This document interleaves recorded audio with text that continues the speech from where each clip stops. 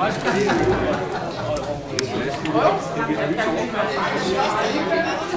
du kan have i midten til den her. Jo, det kan jeg også. Nanosæt. Også et standard.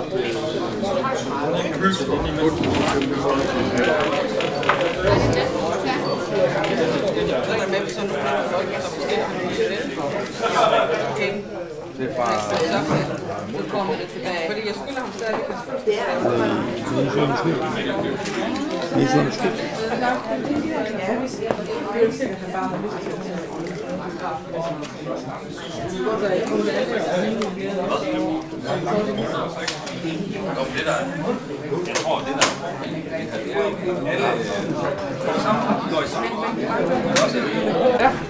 Så findes vist ikke. Jeg tror ikke, der findes nogen på markedet lige i øjeblikket, der er mindre.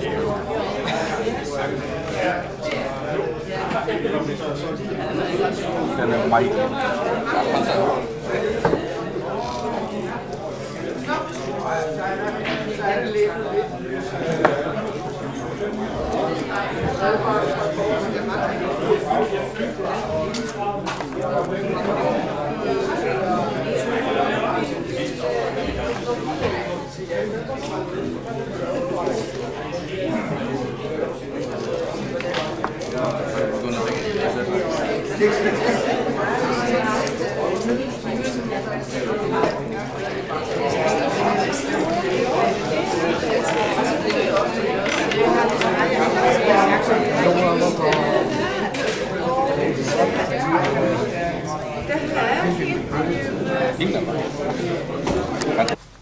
Men min gode ven Nikolaj, han har en meget hemmelig kuvert, som jeg overtager lidt. Deri ligger der et stykke papir med et tal på. Et ohmtal. Og den, der har lyst til at deltage i konkurrencen, skal finde en højde, der ender på det ohmtal. Det er jo et kæmpe spillerum, og der er nogen, der synes, det er rigtig træls. Så der er jo nogen, der tænker, at vi gambler og ser, hvad vi får ud af det. Jeg tror ikke, det er så højt. Jeg tror, det er lidt lavere end 35. Der er muligheder, og så afleverer I tøjlen op ved Nikolaj, og han skriver jeres navn ned, og det er han har målt. Og når vi så kommer til næste konkurrence, det er klokken et eller andet år, den har en sæde,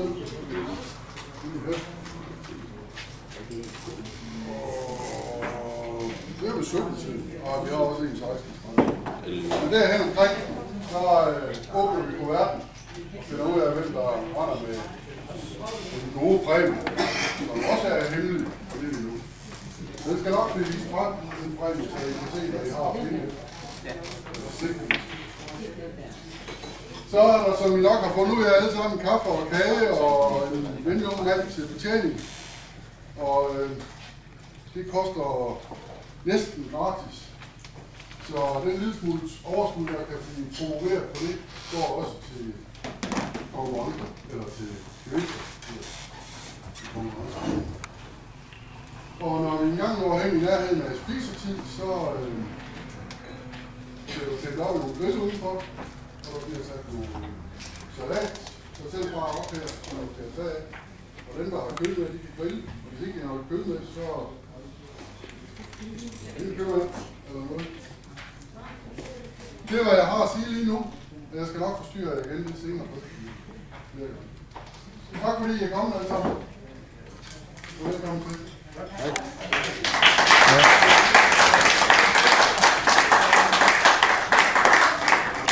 Nikolaj! Ja, den er sgu også med tråd. Ja, den så jo.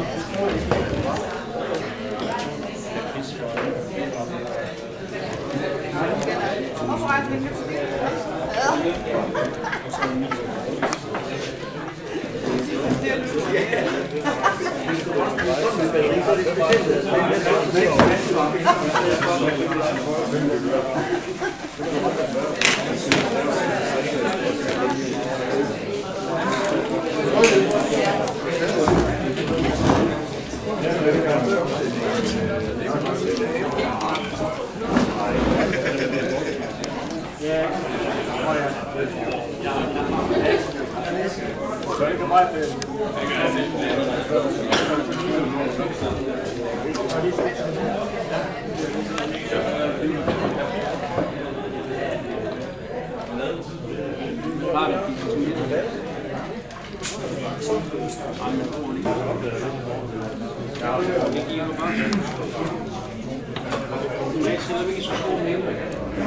Så hvis jeg skal rejse efter mere, så bliver det meget mere fedt.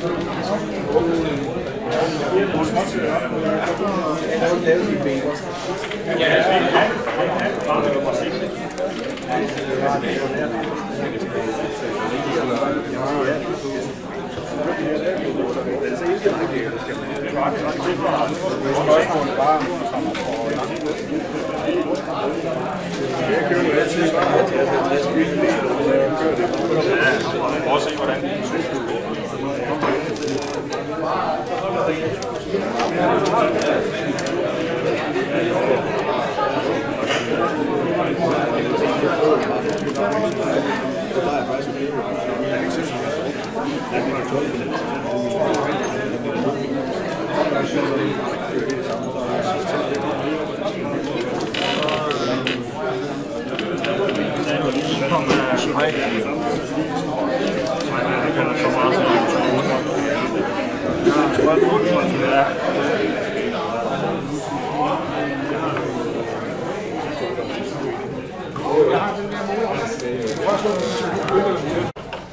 Også velkommen.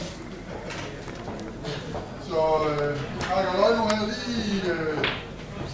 lige omkring det, når vi skal ud af vinderne. Lige omkring det, når vi får normalt kort. Så skynd jer lidt.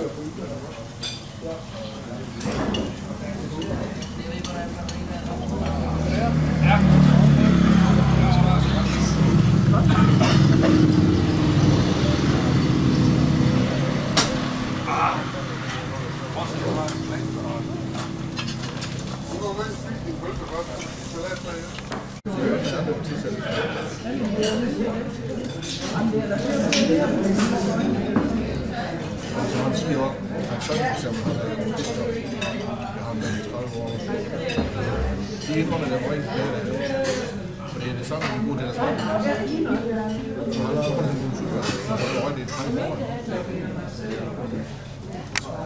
Har du plads? Er der fyldt op?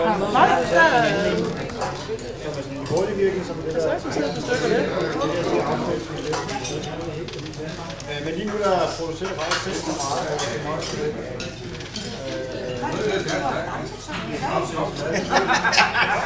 Så jeg skal nok ikke, jeg har ikke brug for den her lige pizza, men jeg spiser sådan noget, så skal jeg lige have det. Så bare prøv at spise, det vil jeg på et eller andet tidspunkt holde den der produktion helt op. Så skal jeg også bare dyrt det her.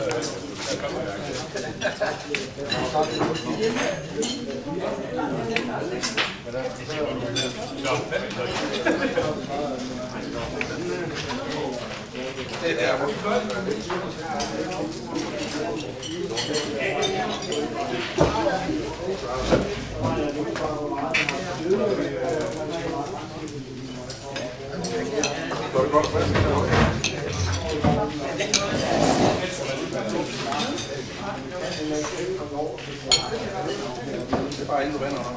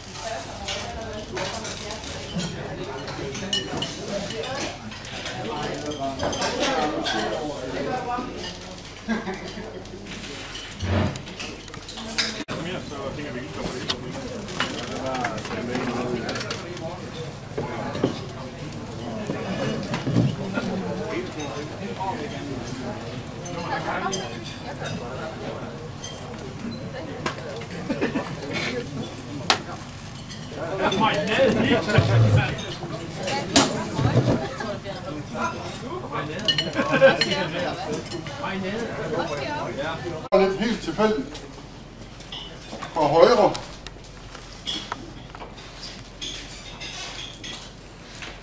Og Ellebelle må jeg fortælle. Hvad skal det være? Det skal være sådan en lyserød. Ja, det skal det. Det skal det. Det er et lyserødt karakter. Det er til en mand. Ja, det skal det er. Vi stemmer op for. Vi finder lige en venlig mand her. Det er...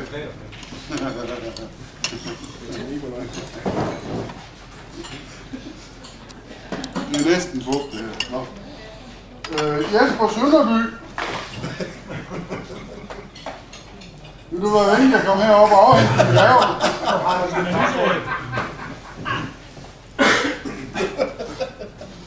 Og vi vil gerne se den i brug. Det kan du også godt få lov til.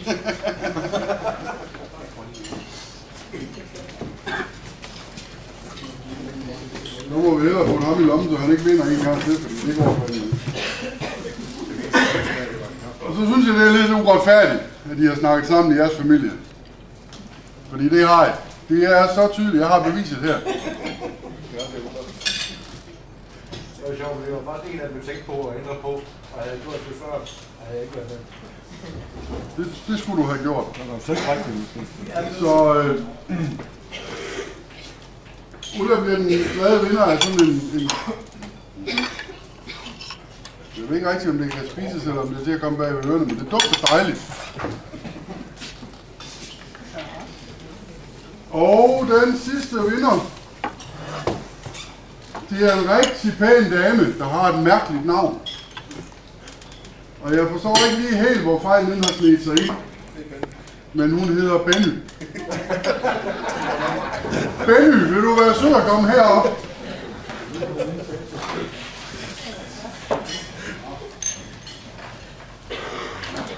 Hun er bror til Kim. Ja, så er det. Jeg håber, den må gavne dig. Ja, det tror jeg. Altid i arbejde.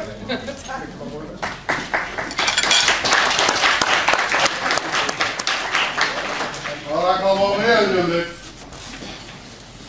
Vi starter videre.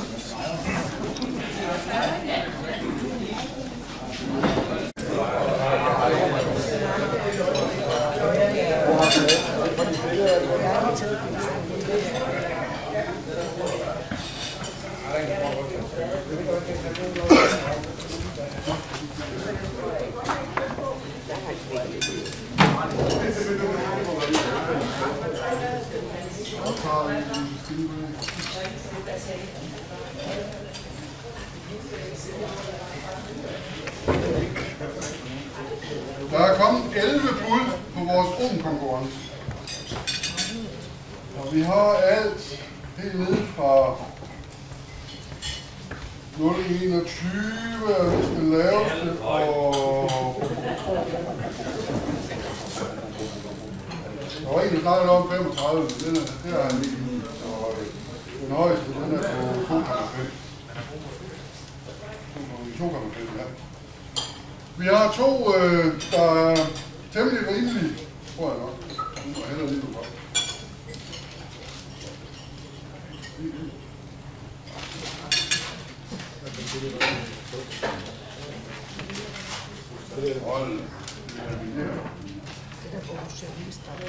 Det var bud i den hemmelige kuvert. Og vi har den første vinder, en Stingray X. Det er godt nok en lækker lille sag med både kår og alt muligt på. Det ser rigtig godt ud. Henrik Rasmussen på 0,86. Han er gået. Det var klart synd for hende. Jeg tager den gerne, ja. Der skal jeg nok finde på noget. Og den næste på 0,76, som jo altså også er faktisk endnu tættere på, når vi nu skal være. Er vinderen af sådan en sort Stingray med 3 størrelser til 3 størrelser batterier. Og det er Morten Peter. Peter. Og det passer ikke helt lidt af, det er ikke ham.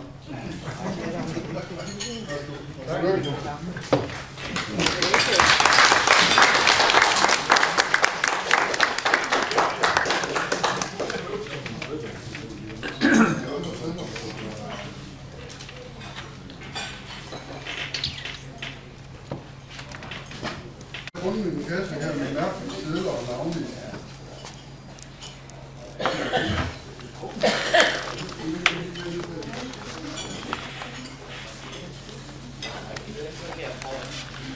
Og det er dem, der har deltaget i de 2 konkurrencer ude i forhallen,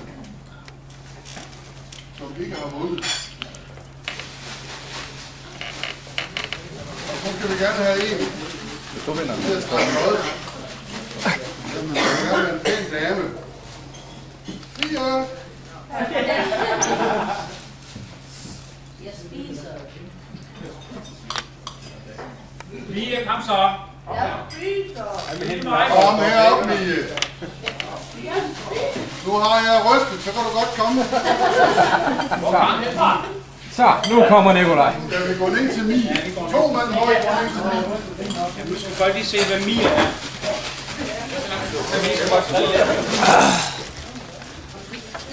Nu holder hende på øjnene, så... Jeg kan slet ikke se hende. Nej, nu kommer Nu nu. skal det her hendes førhund. Så er det godt. Det er Lige nu. Nu holder lidt på øjnene. sådan, er jeg. Prøv lige at tage den her nu. Prøv lige at tage den nu. Kan du så få den i buksen? Og du har kun én der. Ja, det tror jeg. Og det blev Peter Møl. Det er mig. Møl, Peter. Så fik du den der alligevel, hva'? Det er jo dejligt. Tak for... Og det er ikke aftalt.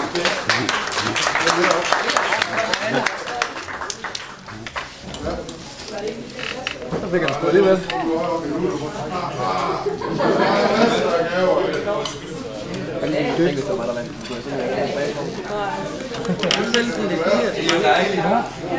Tak.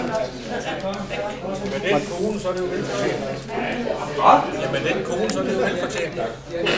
Lad bare vente til konen til det der. Det var ikke, jeg fik gratis. Jeg er vin nu. Hvad? Jeg er vin nu. Det er jo godt, at ikke købte den så. Var det den, du kunne have købt? Det var den, vi købte. Bare vent til du kommer hjem til konen. Ja, hun flår hovedet af mig indtil hun finder ud af det.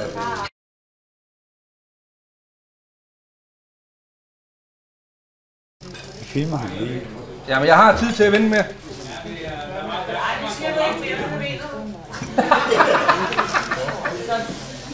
Nu må jeg hellere tie stille, fordi ellers så sætter hun bare pris op derovre. Ja, det kan blive farligt, da. Det har penge til. Det har du bare ikke set. Det var jeg ikke glad for at høre, jo. Så springer jeg lige over.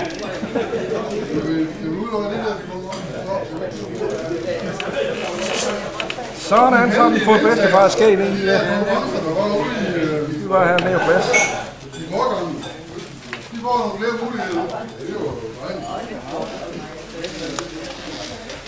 Så var der en pæn ung dame dernede. Det er dig. Mig? Hvad er der for mig? Afsted. Men tag nu lige. Tag lige. Nå ja, undskyld. Har du deltaget? Kan du ikke bare råde mig? Det er pænt der igen, men han var desværre ikke i posen. Så trykker vi den. Eva! Eva, kom hjem. Skal vi give hende kugle, eller skal vi give hende øringen? Øring. Må jeg høre?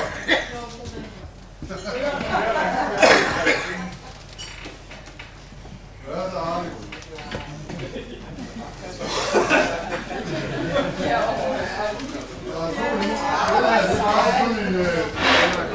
Det er altså aftalespil, jeg tror jeg.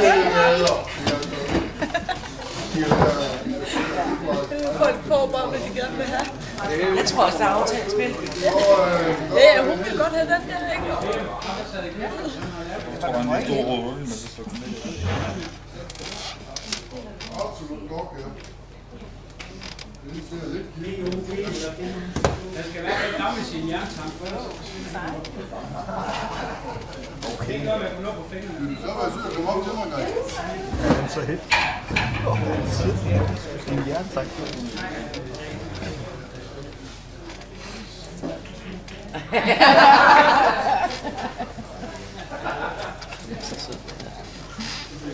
Og det blev Helge Hansen. Nej, det er de to på ansigt. Det er simpelthen. Det er Gajfun. Ja. Så er du oppe, Frederik. Og Så er du rundt, den Frederik. sidste mere til nu.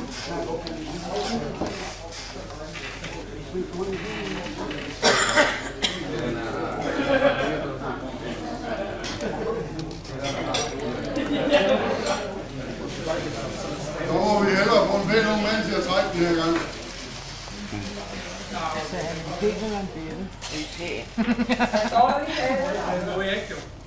Han er inhabil. Vi tager det nærmeste her. Hej. Lotte. Ida Stig. Lotte. Eller Lotte. Hun har.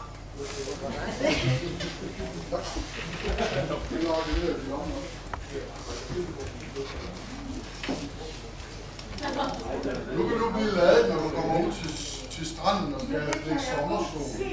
Ja.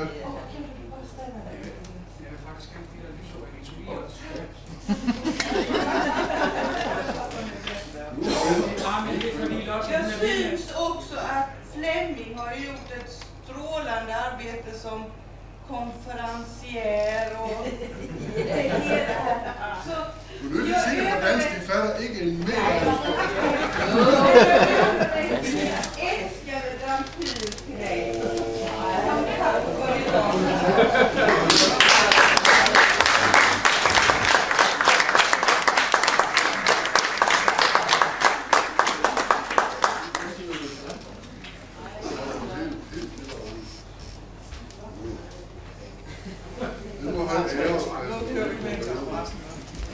har jeg stillet resten af. Det var I ikke her med. Det var det for nu. Så laver vi lige en slagplan, og så vender vi frygteligt tilbage om et øjeblik.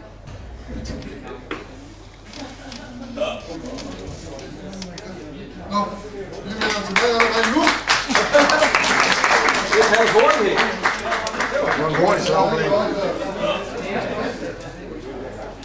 Det er en grøn konkurrence, hvor I skal lave et puslespil. Og det puslespil, der skal danne et ord. Og der er ikke nogen af jer, der kender det overhovedet. Så I skal... Det er meget fremme ord. Så der skal vi lige... Det bord, der har det korrekte svar. Ja. Først markerer hurtigt. Og så har vi en række politiske tekniske der har vi en række politister til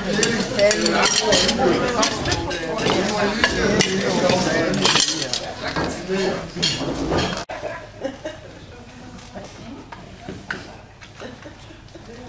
Så putter jeg de sidste 2 i lommen.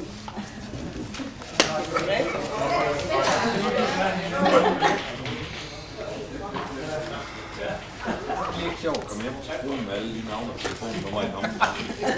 Det er nok tømt lommen. Jeg ser på mail alle sammen. Hvor på den skal vi have først? Bare tag den ene. Ja, bare tag den ene. Ja, tag det ene højre. For ham eller dig. Bare udlært af, for en af dem skal være. Så lægger vi den der op på den anden. Så må vi se, hvad vi har her. Abracadabra. Jesper Sønderby, er du begyndt at dampe i smug, eller hvad? Jeg synes, at 2 startsæt til dig, det er lige overkanten. Så du simpelthen kan bytte. Tillykke. Og vi vil stadigvæk se dig med billedet på den lyserøde. Og nummer 2. Og 38, det er rigtigt.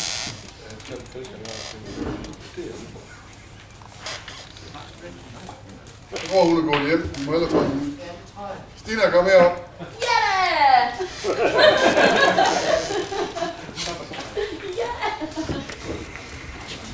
Ja, så er det.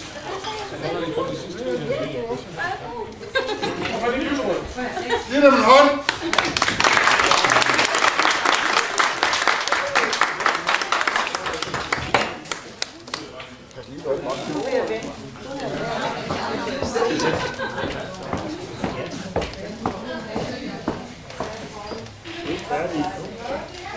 Det er ligesom nu op.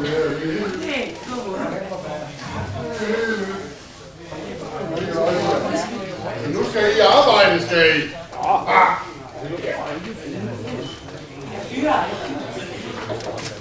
Der er ikke mindre end 4 lækre gevinster. Duftevand, der kan blandes med noget. Og en kamelmok, eller hvad hedder den, karameller? Nå, ja, det er rigtigt. Og der følger sådan en multilader stik med. Og en pizza.